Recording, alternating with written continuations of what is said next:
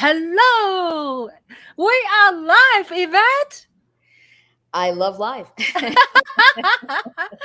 How are you? You've been a busy bee today because I hear you on Twitter and then Clubhouse, and then you have so many meetings in between.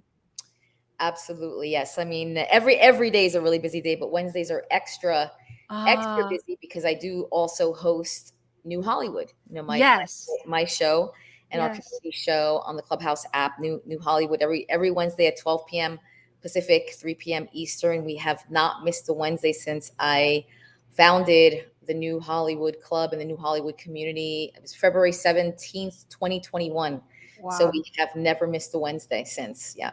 that's called consistency. Yeah. Yes, it So, is. yeah, yeah. So, my name is Ching Juhl. This is the Juhl Media live interview to artists, to friends, to uh, picking my friend's brain show.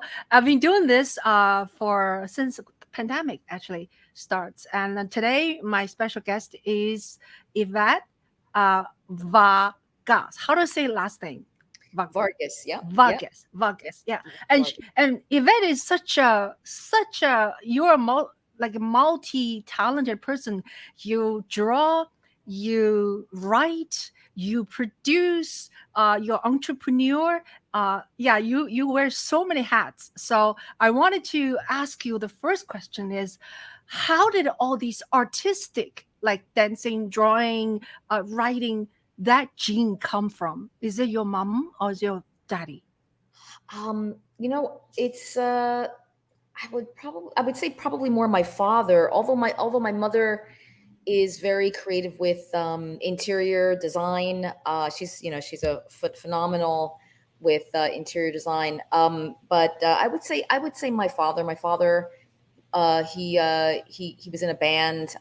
So he was a singer, and also my father, he has an incredible gift of comedy. He's extremely funny, but he has comedic timing and very quick wit.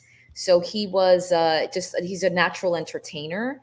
So my father certainly had a big influence just in terms of creativity. But certainly my parents were extremely encouraging with my artwork, because that's all that I was ever passionate about. I mean, I loved many things, music. I mean, a lot of different things, but certainly creativity and creating was what I loved the most. Yeah, yeah. So I understand you're a New York Bronx born baby, and so tell us a little bit about your background. I also know yeah, you're first generation in Puerto Rico. Yes, yep. Yeah, First of so all, tell us a little bit about your family and your Bronx time, and later on you moved to New Jersey. yes, yes, yes, absolutely, absolutely. So yeah, born in the Bronx, and so I am a first, generation Puerto Rican American, in my family. My parents, my grandparents, my great grandparents before that were born and they're from Puerto Rico, and my mother's father, he was born in Puerto Rico as well, but his parents, they actually immigrated to Puerto Rico from Spain. So there's some a little Spanish influence as well, but yeah, so my grandmother immigrated to New York. She came over with that whole Puerto Rican migration to New York, and the Bronx was just a really, that was where many, many, many, many Puerto Ricans landed from their plane. They ended up in the Bronx. So my upbringing, certainly in my earlier years, there was just a lot of Spanish and Puerto Rican culture in the family because everyone lived very close to each other. Everyone's apartments were very close, whether it was the same building or the same block, or just a few blocks away. So I was just constantly surrounded by my family, and that's what I knew. We knew. I grew up with. I have three brothers. The lover, the fighter, the jock. That's how I that's how I identify them. But yeah, so we just were very immersed with both Puerto Rican and American culture. It was just the melting pot of that. And there was a lot of music and dancing and laughter, and just a lot of family activity. And that also spurred my creativity, for sure. And my parents were also entrepreneurs, which is something that certainly has been inherited between myself and my brothers. We're all entrepreneurs, and there was just a lot of love and passion and creativity, and also just wanting a better life, So there was a lot of dreaming. There was just a lot of dreaming, and taking all the actions possible to make to make those dreams possible. And one of the dreams was for our family to move out of the Bronx and into our first house, which was a home that my parents purchased in New Jersey. So that's literally how we went from the hood to white suburbia, actually. Yeah, and then eventually you moved to Los Angeles. Yes, exactly. Is that a lot like a big transition for you, or you're just like very quickly get used to the rhythm of LA?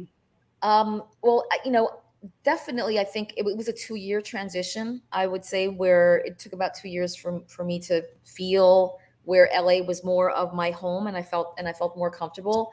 Again, I grew up drawing, painting, and writing. Also, technology was a really big influence. Growing up as well, between just video games and gadgets, and my brothers had the coolest toys that were very tech, and I just leaned into all of that. So those were really huge influences. And I originally, the first school that I went to was FIT in New York, which was Fashion Institute of Technology, and I studied fashion design, and minored in graphic design there. And so I went for a few years, and I wanted to start working right away. So I started working as a fashion designer in the garment district, and I loved the work. But I didn't like the people very much. When you say your work, do Yeah. you specifically you design or you Yes. draw the dress or the out like a fashion? Yeah, yeah, yeah, Oh, yeah. Draw mm-hmm, it, and mm-hmm, then work with pattern makers, mm-hmm. and just the entire team, to produce it. And then then there is the whole selling process. So it's the presentation to the buyers, and then they would buy it for their stores, or for their clients, etc. So I worked for Calvin Klein and Donna Karan and a whole host of others, designing. I've designed shoes. I've designed many different things in terms of the garment or just the fashion industry. And as I mentioned, I really loved the work, but I hated the people, and I just knew that I couldn't do that forever. And Uh-huh. also around this time, What do yeah, what bothers you? What bothered you? well, there was just, I mean, and I don't want to say all, because Yeah. I don't like to generalize, Yeah. or put anyone into a box. But there was a lot of vanity there. There wasn't enough substance for me. How about that? There just wasn't enough substance. Mm-hmm. So although I have some great friends, from that time, that are still in my life today, but there just wasn't enough substance for me. And also around this time, I was just very interested in storytelling. Music is another huge passion of mine. I was a DJ, as well. And now I was, directing music videos and all kinds of things. So I really had a great passion for storytelling and visual storytelling. So I decided to go back to school, and I ended up going to NYU Tisch on a scholarship, and there I studied directing and writing. And my senior thesis film ended up winning the best of NYU. It got me a lot of buzz, and that's what got me out to LA. That's how I got here. That's wonderful. Yeah, I oh, this is my friend Nick made a comment.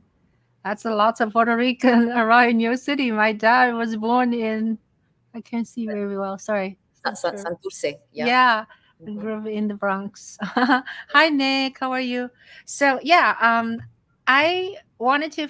Oh yeah, by the way, I know you play the violin. Yes, Yeah. I How yes. long? How long did you? For about 6 years. Yeah, and I Wow. absolutely loved it. I don't play anymore, but I Yeah. absolutely loved it. Incredible. Wow. Yeah. Wow. That's wonderful. I teach violin. I play the Oh viola. wow. Yeah. So yeah. So I wanted to find out like how does that so you're in the drawing, you're the art more or less art. You also like draw graffitis, right? For a while. Yes. Yeah. Yes. So how does it transition to eventually you own a studio, digital studio? Tell Digital. us a little bit. Yeah, tell us a little bit about that. Sure, sure. And how all of that happened. So, so as I mentioned, once I got to LA, I had a lot of art skills.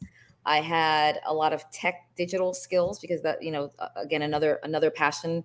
And then I had traditional storytelling skills and traditional filmmaking skills. So I ended up working at the studios here in Hollywood, Universal, Disney, Sony, and I was working in the digital departments of the studios, basically creating digital content for TV shows, films, comic books, video games, theme park attractions, music, a lot of music, because many of the studios, they own their own music labels, as well as they own a lot of catalogs of music. So I was creating digital assets and just a lot of different digital formats of expanding the stories and expanding the experiences of all of those intellectual properties. So I got very, very good at that. And I became this multi-platform storyteller. So after a couple of years of doing that, I built up a very large clientele. And then my boyfriend at the time, who's now my husband, we ended up starting our own digital media production company called Digital Rain. So, and then the studios and record labels and production companies, video game companies, and many more, they became clients of my company, where we were creating all of these digital, just digital formats and digital experiences of intellectual property. Wow, that's fascinating. That's fascinating. So, yeah, tell us a little bit. You're just like all over different platforms, and you lately you have a project, right? I saw your trailer, Oh, Confessions. Can you tell us a little bit about that? sure, sure, sure. And Oh, and how about should I play it or you sure, talk about it? please, yes, I'd Huh? love for you to play Okay. it, and then we'll talk about it. That would be Oh, fantastic. okay. Yeah, yeah. Let me see present. Oh, it's a new button now. Share screen. Um, go there. Confession. Okay. So we're gonna watch this short trailer about less than 2 minutes.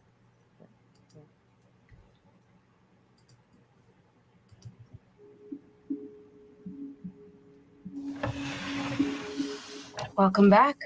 How long has it been since your last confession? Too long. Each wrong made right brings me a little closer to where I belong. One soul at a time. I met someone special. Special like mom?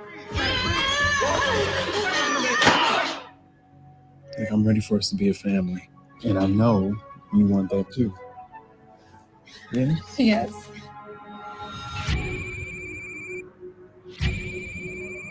Hello? What is your confession? I know what you've done, Christian. Nicole, baby, is that you? Please let me help you. Confess your sin or lose Nico. Nico! Why are you doing this? You have to make this right. Sometimes I tell myself, Confess, or he will pay the price. I can save them. I can save them. One soul at a time. Who are you? What do you want from me? What is your confession?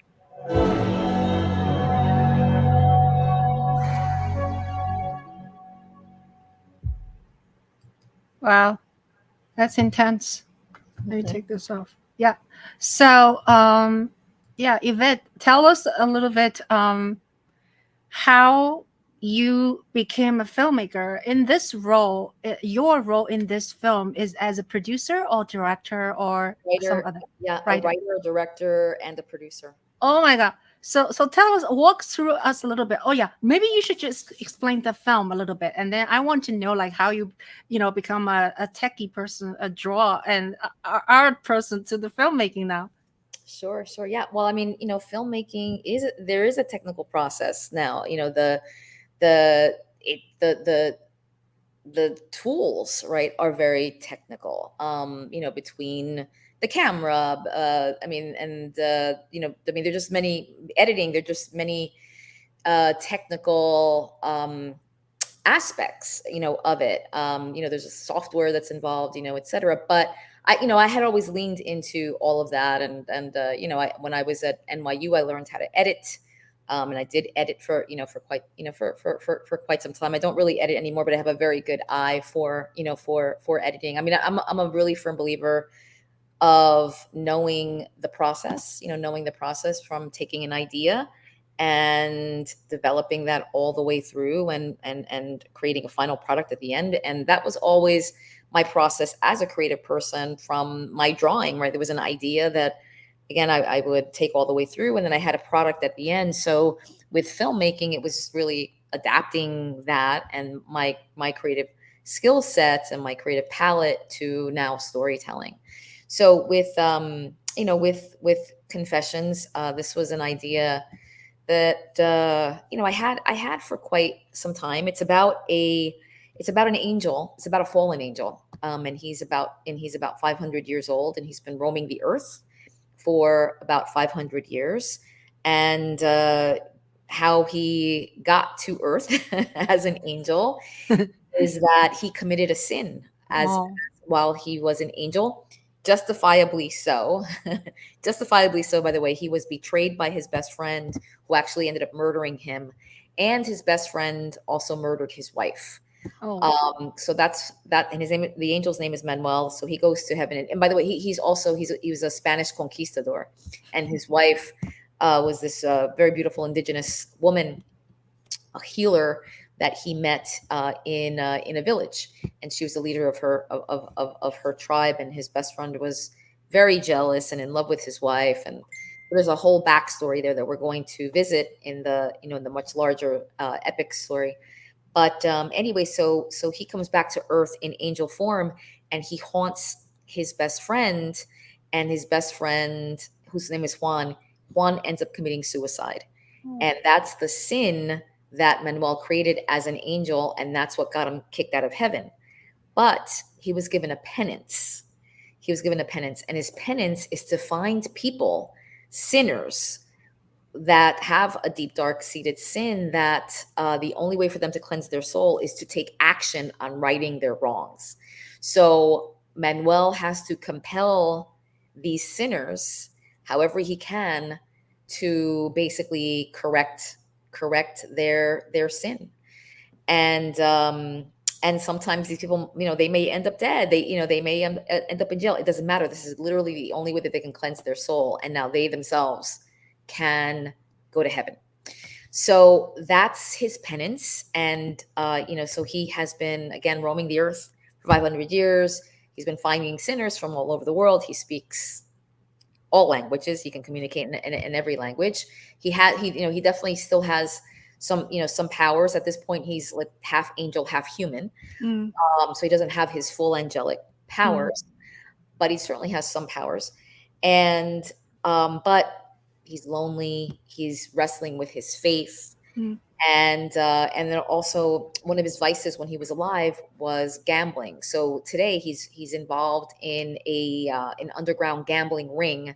He works for a woman. He helps her run this gambling ring, and that's how he earns money. And then his other friend, his other confidant, is a priest, a woman priest who you saw in the trailer. So, and she knows his entire backstory. But also on Earth is his former best friend, Juan, who is trapped between worlds, and he is the antagonist. He's the nemesis of Manuel. And one of the big twists is that, Manuel, who is now he's really attempting to fulfill his penance because he wants to get back to heaven to reunite with his wife. That's truly what is compelling him at this point. But one of the twists is that he finds his wife on Earth. She has been reincarnated. And of course, she doesn't know him or anything like that. She doesn't remember him. Of course, he recognizes her. But not only has he found her, but Juan, who is still stuck on Earth, his former best friend, also found her. And that kicks off a love triangle in present day. Oh my goodness. Yeah. So how long does it take for you to write the story? Or is it like in your head for a long time? Or you already it was in my head for quite some time. As a Latina, I'm absolutely fascinated with being colonized and the conquistadors and just the whole history of Latin people, Latinate people, and all of the various countries, the diaspora, and how it all happened. So, I'm fascinated with the history. So, and then also just in terms of growing up as a Catholic, a Catholic Latina, and just the whole confession process. I was always fascinated with that. So the idea of confessions came between my obsession of colonization and also just the sin and atonement and the confession from the Catholic faith. So that's where the idea came from, my personal experiences with all of that. And so it's a big world, it's a big epic world. And what you saw, the trailer is it represents the entire universe and all of the different storytelling possibilities. But certainly I've produced a proof of concept pilot for the television series. And so that's what I'm in the process now of setting up. So is the film finished, or you're it's finished. Oh, okay. So it's finished. How long is the film? It's 22 minutes. So it's short. Yep, it's a short. It's a proof of concept short film, and also proof of concept pilot. It serves for both, because I originally conceived it as a television pilot, and so now I'm in the process of setting up the television series, and there's also a good deal of interest in financing the feature film. So I'm pursuing both avenues. Thank you. What are the difference between sizzle reel and pilot? And you said this is a proof of concept. What are the differences? Sure. So, in fact, any of those can be a proof of concept. A sizzle reel can be a proof of concept, but a sizzle reel. Sizzle reel. Most sizzle reels, it's footage that is edited together. Most of the time, it's found footage from existing television series or films that a creator will, someone, or it could even be a producer, that they edit to tell the story, to create. It's basically a trailer of their project. And there are many different kinds of sizzle. So I'm just giving you the general.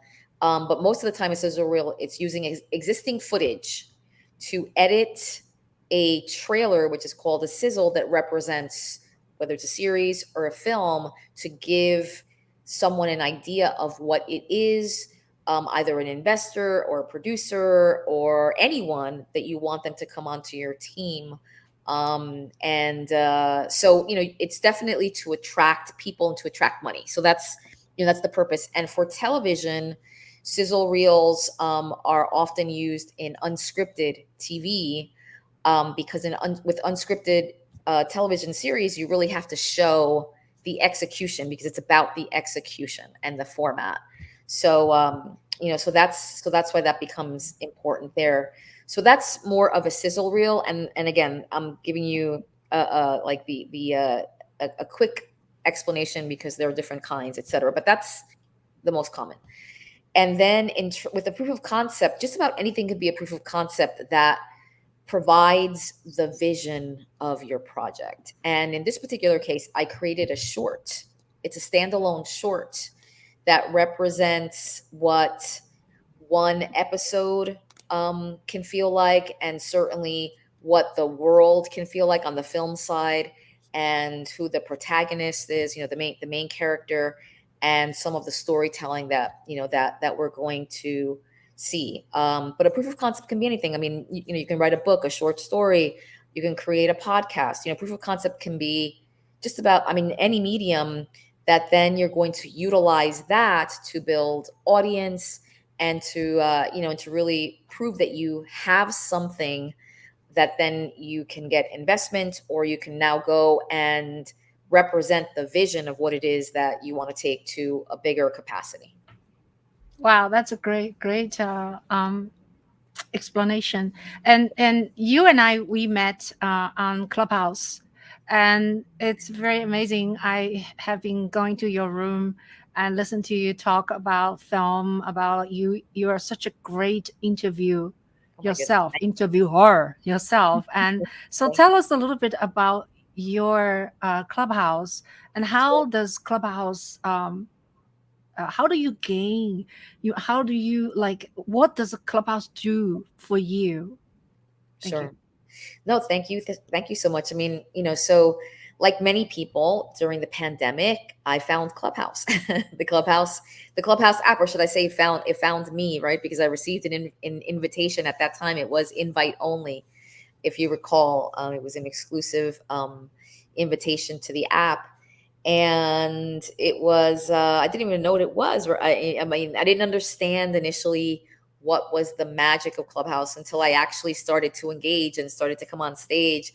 And then I realized, oh wow, this is a communication tool. This is about connecting people. And in a time where we were not connected, it was very magical, right? It took us out of our surroundings. And it was just a truly magical kind of transcendent experience. And for myself, in terms of a club that I really wanted to begin and lean into, and a conversation that I wanted to have, was a new Hollywood conversation. I've been an activist in the entertainment business for quite some time, as a woman, as a Latina, as a person of color. And, so Clubhouse there was definitely a wonderful opportunity to be able to have a new Hollywood conversation and to talk about, building a new Hollywood with like-minded individuals in the entertainment business at all different stages of their careers. And so that's how I founded the New Hollywood Club. And we meet every single Wednesday. We have never missed a Wednesday, which is pretty incredible since I founded the club in February 17th of 2021. Wow. And I know, it's kind of crazy. We're going on our 2-year anniversary soon. So with that, I invite a lot of guests, as at all different aspects of the, of the entertainment business, and also technology, within the business. And it's like today we had an incredible guest, Mihai, co-founder of Beam, streaming and live events and, Web3 products for creators. So every single week we're leaning into all of these different kinds of conversations to provide creators, storytellers, musicians, just people in the industry with the information, so the alpha, as well as the tools that they themselves can utilize to create incredible content, and also to break through and create their own place in the business. And so what I get out of, I get so much out of it, but so I've built this incredible community. The New Hollywood community we're just about to cross a major milestone of 30,000 members. And so we should reach that by next week, which is pretty damn incredible. And so we share information, we share resources, we collaborate, we co-collaborate, and we have grown together extensively. Just even to go back to Confessions, at least 10 people that I met on Clubhouse, they have worked on Confessions, or part of Confessions. So it's at least 10 people. And so it's just it's an unbelievable network. And we really are creating a whole new Hollywood in terms of in every aspect of it, in terms of how we are working smarter and together in community and growing. So it's truly been incredible. And then my husband and I, we have created an NFT collection for the new Hollywood. And New Hollywood is a movement, so we will be dropping those NFTs next year. Early next year, 2023, and we're preparing to do all of that. And 10% of those proceeds are going to go to a New Hollywood content fund for the community. Yeah, very interesting. I remember I was listening to your New Hollywood the Wednesday session. I even remember when I was helping my son moving to Pittsburgh, and we're like moving furnitures around. I still listening to your session in Pittsburgh. So anyway, yeah, and today's session is also very interesting, and I find myself learning a lot of things from your club and room. Now, I also noticed on Clubhouse, you have this like almost 24/7 a club, and you're like a write for 50 minutes. Yes. And nobody talks. So tell us. It's very spooky, but it's such a great idea. Because I was telling my friend yesterday, I said, maybe I should do let's practice 45 minutes, no talking, and then we can talk. And then practice again, violin, So tell us a little bit. Yeah. Fantastic. Yes. So under the New Hollywood Club, another one of our initiatives is the Writing Accountability Room. And this was a room that I started last year in March, was it? I think it was March of last year in 2020. Yeah, was it? No, sorry, not March, May. It was in May of 2021. And I was working on a feature script at that time. There was an open writing assignment that I was hired to write a script.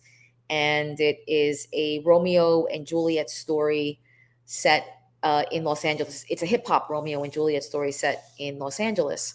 So I really needed to discipline myself to write that script.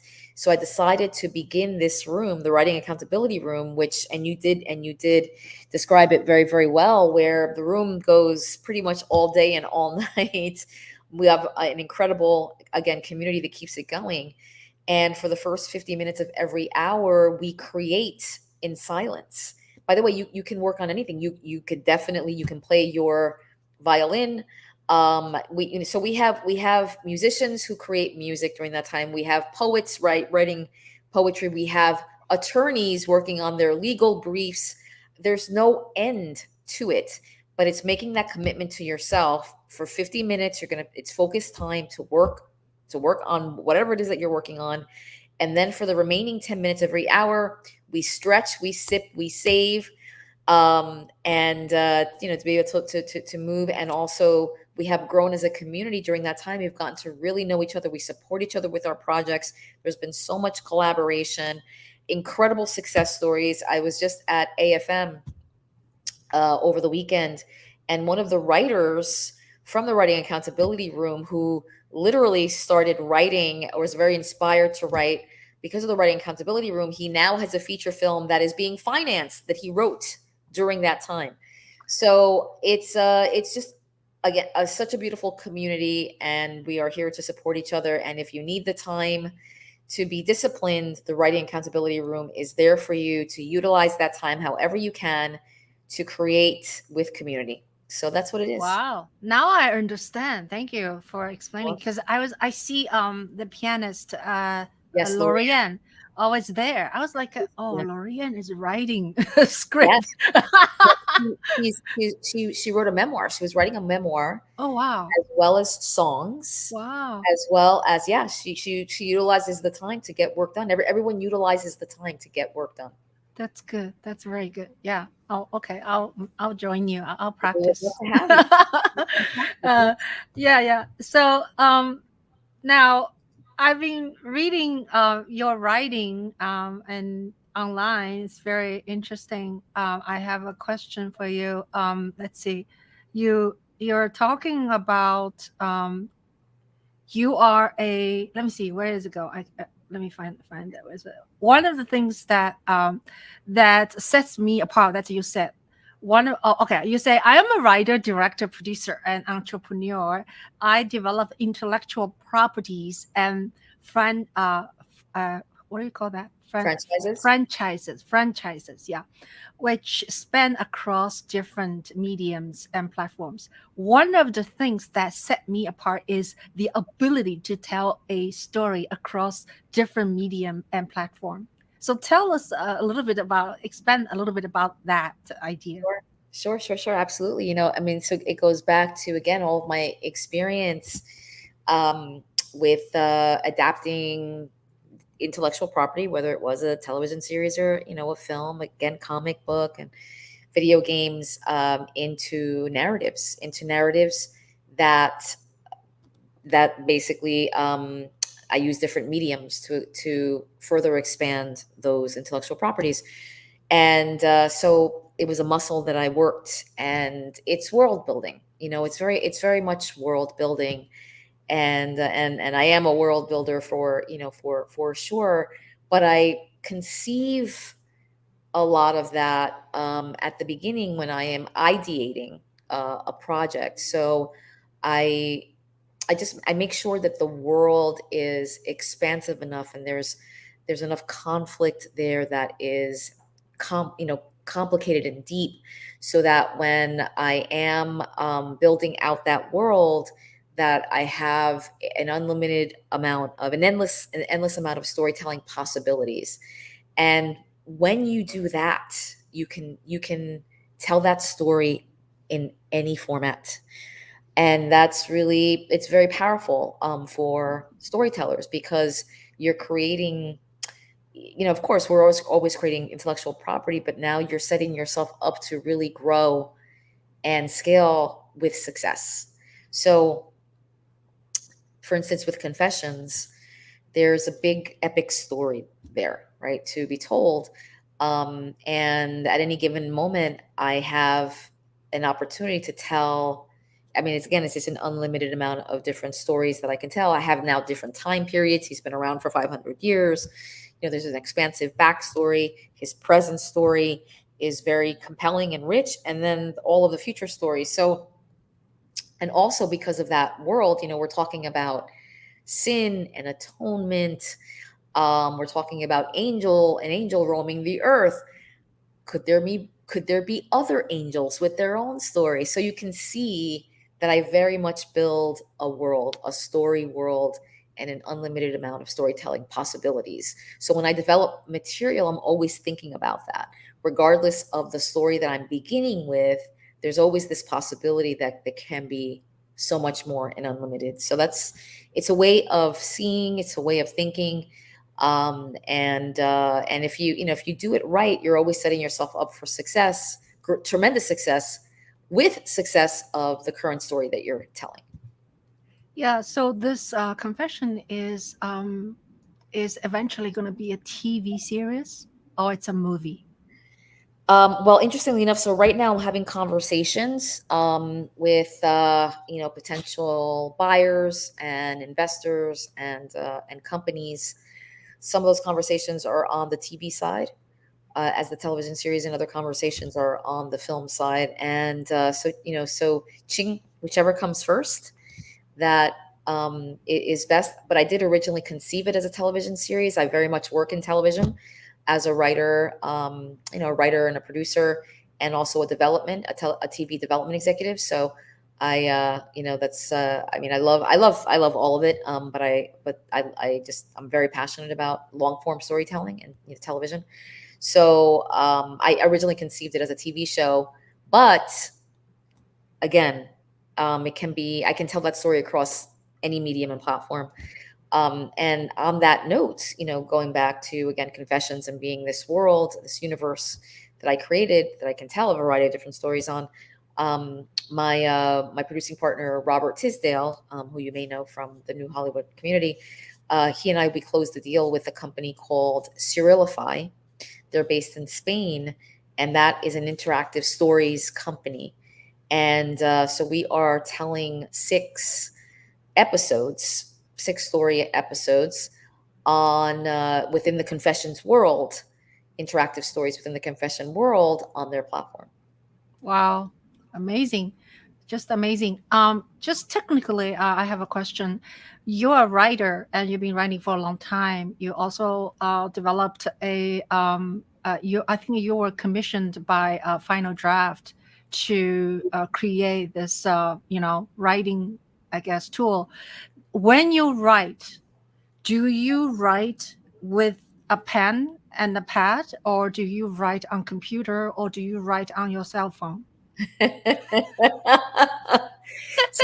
Sometimes it's all three. It's all three. So early on, when I am ideating and developing, I like to write with pen to paper. There's a different kind of creative process that happens between the brain and the hand. It's just a different kind of flow. So I like to write all of my ideas on, just by hand. And then I move to the computer, and then, just start writing it all, typing it all up, writing it all up. And then, of course, most of the work happens in the computer. And there's in Final Draft, of course, is the application that I use. But I definitely like to write creative thoughts down on paper. That I also write creative ideas all the time on my phone, for sure, utilizing notes. And that's really very, very, very handy.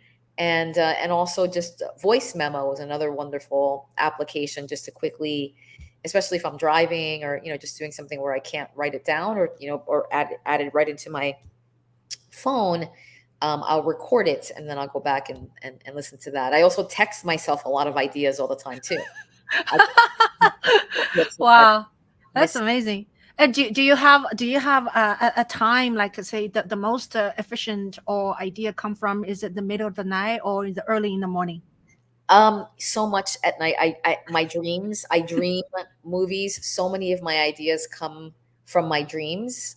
So then, I wake up and I jot those down, or I'll create a voice memo to capture it. Yeah. So many of my ideas come from my dreams. Wow, that's amazing. So tell us a little bit about Final Draft. I download the Final Draft, try to use it, and then kind of get lost. And then so now you're commissioned by them and create something else, like for VR, AR, whatever R.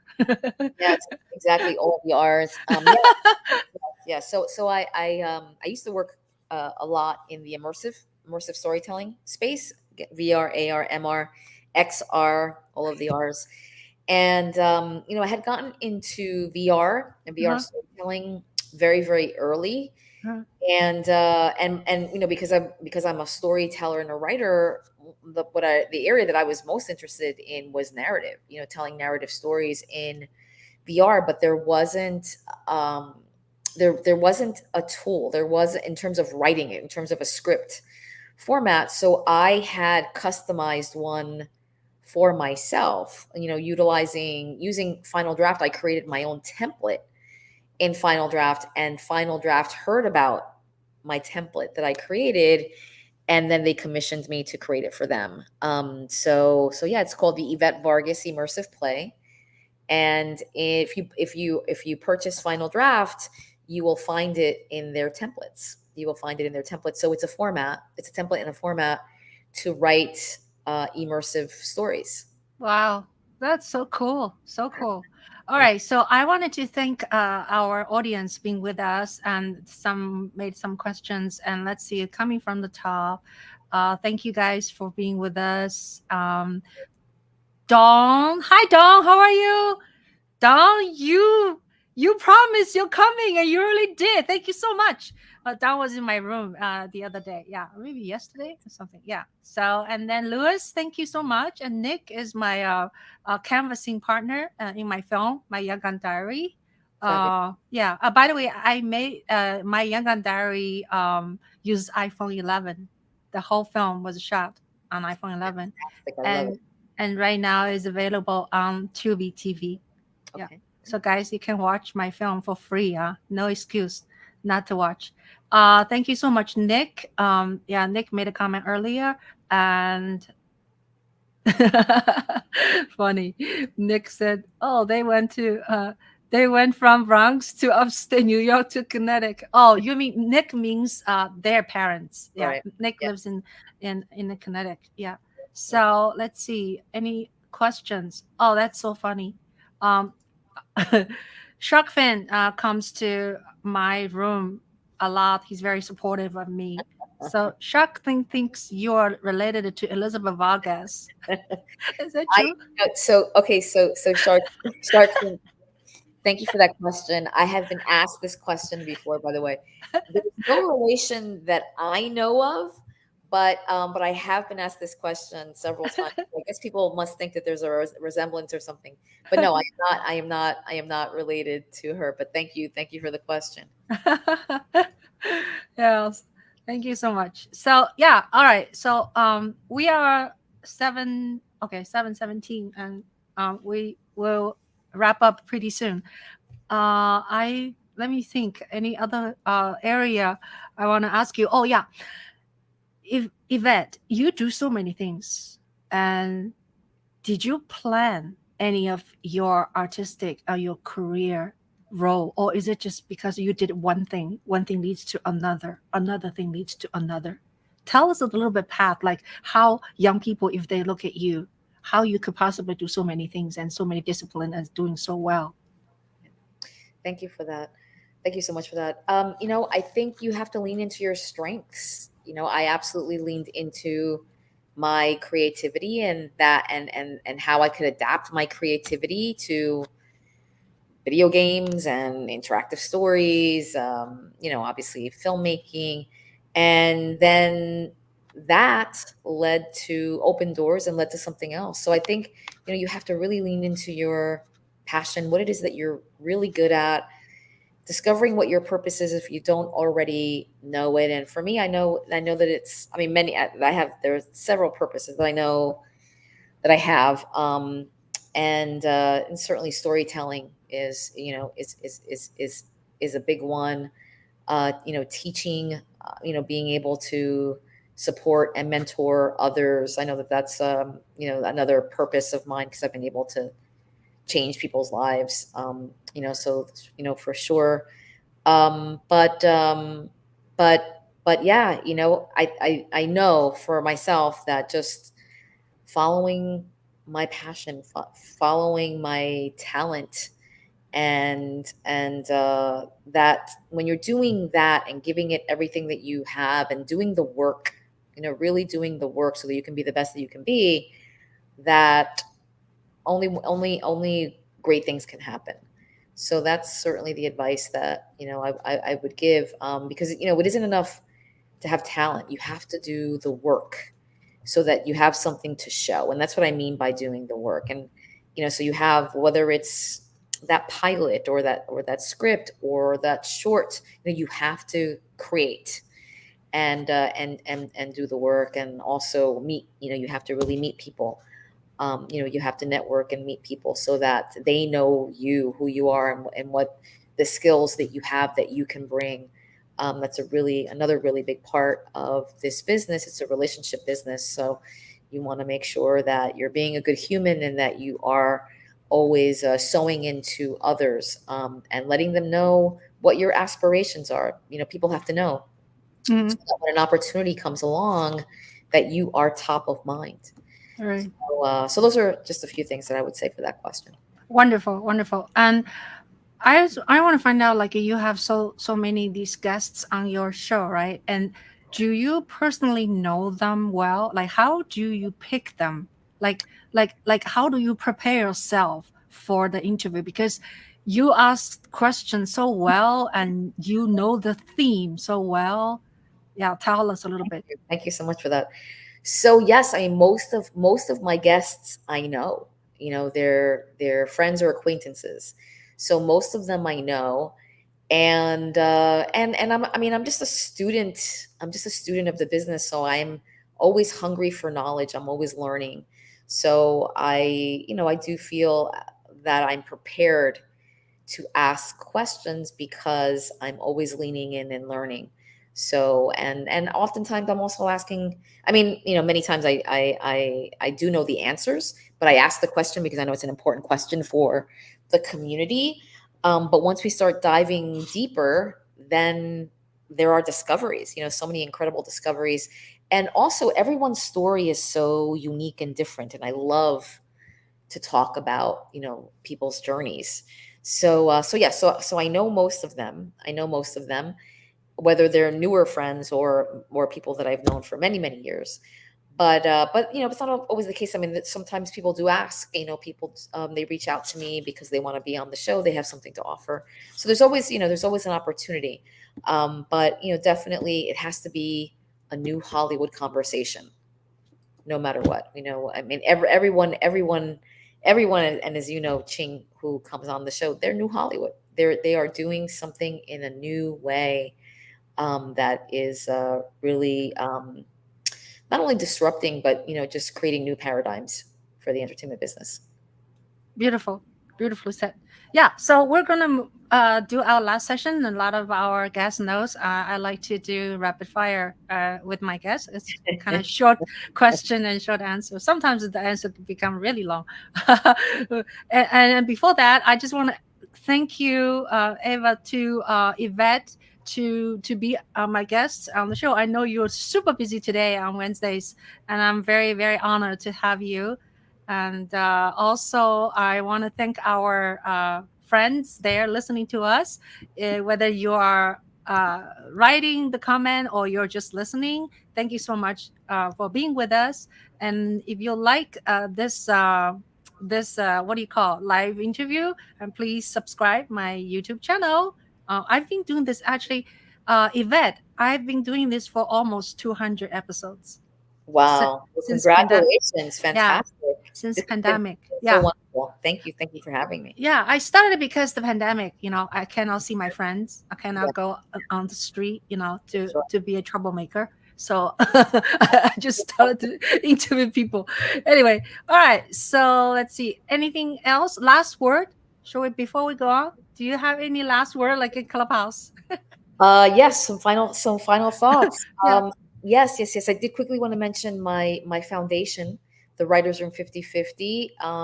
And you can find us at writersroom5050.com, which, Ching, thank you so much for. Right I here. saw there it is. Yes, exactly. So that is my 501c3 foundation. And we provide education and mentorship and fellowship for all storytellers, but there's a big focus on underrepresented storytellers. So I'm really proud of it. Please, check us out. There's a lot there. We're doing, some amazing work. Is this the one? Yes. Yes. Oh. That's, yep. The Writers Room 50/50. Yep. That's it. Absolutely. Thank you. From the article. Yeah. Fantastic. Yes. Yeah, Yes. I read that.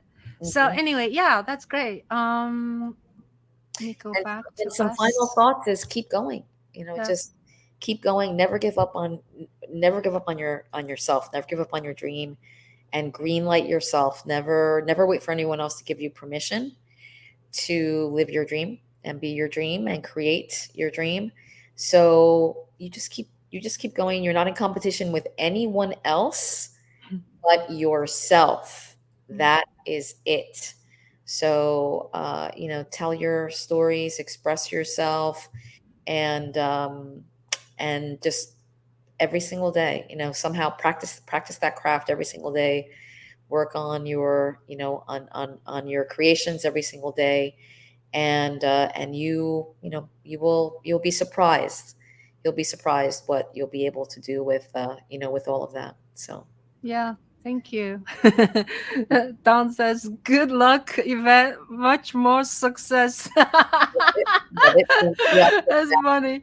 Thank you, Don. You're so funny. All right. So we're rapid fire. Okay. So, all right. So rapid fire. All right. What's your favorite color? Blue. what Puerto Rican dish is your favorite? Oh man, rice and beans. Rice and All right. Say this in Spanish to us. Let's write 50 minutes silent, no talking. Vamos a escribir para 50 minutos sin hablar, sin palabra. En Wow, silencio. it's so sexy. Even it's like not very sexy content. Oh, funny. 3 countries you would like to visit. Oh my goodness. There's some. Okay. Okay. Quick question. Countries that I've never been to? Yeah, or countries- never been to. Okay, countries that I've never been to. So Australia. I want to go to Australia. My goodness. So there are some countries in South America that I want to go to. So I'll just leave that. And the third one, oh my goodness, it's kind of I know. Portugal. Okay. I was gonna give you a hint. China. China's on the list too. China's on the list too for sure. Portugal. Oh, I love Portugal. Yeah, love Portugal. You should go. Yeah. Yeah, I know you're a collector of a lot of things. Okay. And what which typewriter is the oldest you have? Okay, it is an Underwood. It's an Underwood typewriter from the 1950s, and it weighs about 30 pounds. So that's the oldest one, yeah. So you have so many typewriters. Where do you put them? Do you put them like an exhibition in some area? Some are, and then others are in storage. I see. Okay. So, oh yeah, you have another hobby. Is how many pairs of shoes do you own? Oh my God, hundreds. I don't even know the final. many hundreds. Yeah. Anyway, so this is funny. You probably have like a closet full of shoe, right? Shoes. I do. Yes. Okay, so let's back to food. What's your favorite vegetable? My favorite vegetable. Oh my God. I would say these days cauliflower. I love cauliflower. Yeah. What is your favorite current television series? Let the Right One In. Let the one in. Okay. Yeah. Based off the film. It's incredible. It's on Showtime. It's fantastic. Showtime. Okay. So you have such a fascinating life and so many different roles. If you if there's a movie, and who should play you? Oh my God. Wow. That's a great question. Who should play me? I mean, I guess maybe Selena Gomez because she's a Latina. So I'll say Selena Gomez. That's beautiful. Now, yesterday was a U.S. Election, and today is still going on. Have you ever thought about running as a public servant? I have thought about it. But and I'm extremely passionate. I'm an activist for sure, but I definitely have thought about it. I don't think I ever will, but I think about it sometimes. I think you'll be a good one. All right. So last question. We're doing very well. 7:29. Last question. Coffee or tea? Coffee. I love both. But I drink more coffee. Yeah. But I love both. Yeah, I love both. But I drink more coffee. Have you ever had Greek coffee? Greek? Turkish coffee also. Yes, I have in Turkey. Yes. Yeah. I love it. I love it too. It's fantastic. I love Turkish coffee. Yeah. But then I visited Greece this summer. And then 2 people had a meeting with me, said I'm not supposed to say Turkish coffee in Greece. So I go, I'm so sorry. I did not know. Anyway, I love Greek coffee. That's on the record. Okay. Yeah, it's fantastic. Yeah. All right. So thank you so much. Thank you for having me. This was fantastic. Thank you. So I'll see you. By the way, we have a room called Smartphone Video Production. Hopefully sometime I knew you came, but I missed you. When you came, I wasn't there. So we have every Friday, 12 noon. We've been doing that for this week. Will be 88 weeks. Look at you. Non-stop. Well, congratulations. I love Thank it. you. And Thank you thank so much. you. Yeah. Yeah, this was amazing. Yeah. So we're going to end this, okay? And people can watch this later. Some people may not be able to make it right now. All right, people. Thank you. Bye-bye. Alrighty. Bye-bye Yeah. to you. Bye. Thank you. I'm going to click end the broadcast.